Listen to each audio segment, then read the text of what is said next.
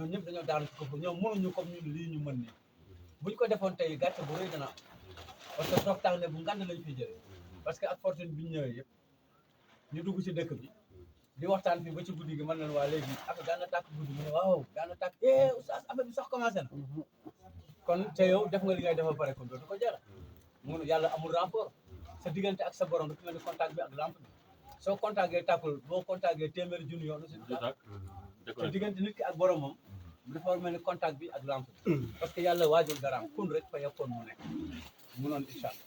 waaw mu wax te yàlla subhanahu wa taala dafa wax ni jiitu naa la ci sa yéene kon ñun ba ñu amee yéene taxaw ci dëkk bi rek la yàlla ànd ak ñun censuré programme boobu rek service loolu mooy tax doo ñëw ba pare yaa ngi dégg nekk ci seen liggéey muy soog a arrêté déedéet da ngay ñëw koy war a fekk mu arrêté noonu la war a demee da ngaa war a ñëw fekk mu arrêté ñu noonu incha allah ba ci des mooy réaction bi ñu gis fii démb loolu yàlla dafa am nu mu tëddee parce que loolu dina feeñal leneen waaw parce que loolu bu amoon suñu gannaaw kon après rek la ko day xaw a jëf parce que benn boobu rek mën na xajalaat affaire bi quoi parce que nit ñi dañuy jaxasoo commencé waat di lambi yeneen affaire gis ne affaire bi jàll mais comme affaire bi am na nu mu demee léegi loolu système la boo xam ne day tax ñu mën a gas affaire bi ba mën a xam leneen ko leneen loolu mooy vérifier mbir mi incha allah loolu incha allah nde loolu bu fekkoon ne tey jii jinne moo amoon puissance kon ñun bu ñu xëyee tey jii dañu fay ba léegi kon ñoo ngi fay waaw kon ba tey kon sax démb affaire bi taxaw